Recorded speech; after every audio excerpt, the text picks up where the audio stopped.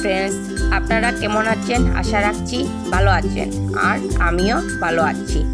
আমি আজকে মাছ দিয়ে কচু শাক রান্নার একটা রেসিপি নিয়ে এসেছি। আপনারা অবশ্যই সবসময় ঘরে কচু শাক রান্না করে থাকেন। আজ আমি কিভাবে মাছ দিয়ে কচু শাক রান্না করলাম সেটা আপনাদের কাছে শেয়ার করলাম। আপনারা যারা আমার ভিডিওটা দেখা শুরু করে দিয়েছেন আর একটা লাইক দেননি, প্লিজ আপনারা একটা লাইক দিয়ে আমার ভিডিওটা স্কিপ না করে পুরোটা দেখে নেবেন। আমি এখানে ছোট ছোট করে কচু শাকগুলি কেটে নিয়েছি। আপনারা চাইলে আরও অল্প বড় করে কেটে নিতে পারেন। আমি এখানে নিয়ে নিয়েছি সকিয়া মাছ। আমি এটা দিয়ে আজ কচু শাক রান্না করব। আমি কচুগুলিকে অল্প সিদ্ধ করে নেব। আপনারা অবশ্যই কচুগুলিকে অল্প সিদ্ধ করে নেবেন, তাহলে কচু থেকে একটা চুলকানো ভাব আসে, সেটা সিদ্ধ করলে চলে যাবে। আমি কচুগুলি সিদ্ধ করে নিয়েছি, দেখুন নরমও হয়ে গেছে। এখন আমি মাছগুলি ভেজে নেব। মাছের মধ্যে আমি দিয়ে দিই পরিমাণ মতো নুন, হলুদ গুঁড়ো, লঙ্কা গুঁড়ো। এখন মাছগুলিকে ভালো করে মেখে নেব।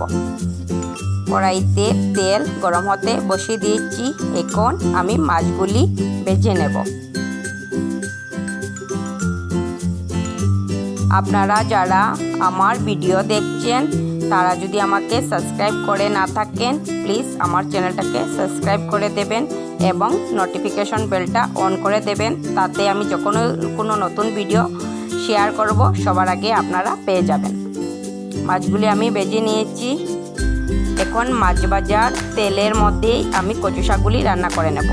দিয়ে দিলাম হাফ টুকরো তেজপাতা আর দুটো শুকনো লঙ্কা। শুকনো লঙ্কাগুলি আমি ছিঁড়ে দিয়েছি। এগুলি অল্প ভেজে নিয়েছি। এখন দিলাম পাঁচফোড়ন আর গোটা জিরে। এগুলোকেও অল্প আমি ভেজে নেব।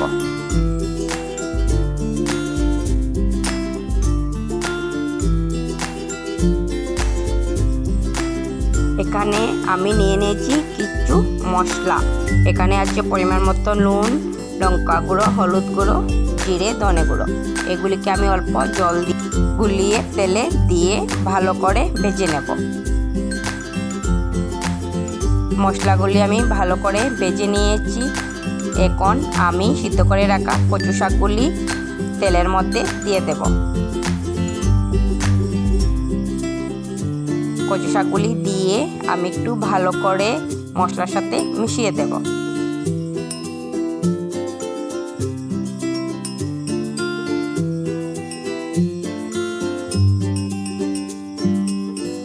কচুগুলি আমি ভালো করে মশলার সাথে মিশিয়ে দিয়েছি। এখন 5 মিনিট সময় নিয়ে এগুলিকে সিদ্ধ হতে দেব। এই রকম কচু শাক বানালে টেস্টটা খুব মজার হয়। আমারটা অনেক মজার হয়েছিল। কচু শাকগুলি মোটামুটি হয়ে গেছে, কচু থেকে তেল ছেড়ে দিয়েছে। আমি আরেকবার কচু শাকগুলি নাড়িয়ে দেব।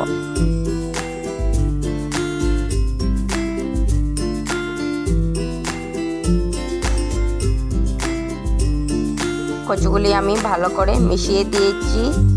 এখন দিয়ে দেব অল্প একটু কসুরি মেথি। তার সাথে দিয়ে দিব গরম মশলা গুঁড়ো। কসুরি মেথি আর গরম মশলা গুঁড়োগুলি কচু শাকের সাথে মিশিয়ে দেব।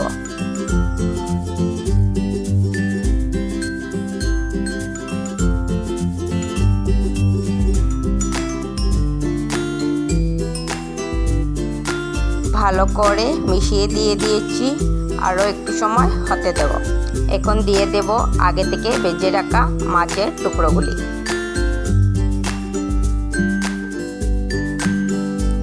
মাছের টুকরোগুলি আমি দিয়ে দিয়েছি। এখন হালকা হাতে নাড়িয়ে দেব। এমনভাবে লাড়াবেন যাতে মাছগুলি ভাঙে না।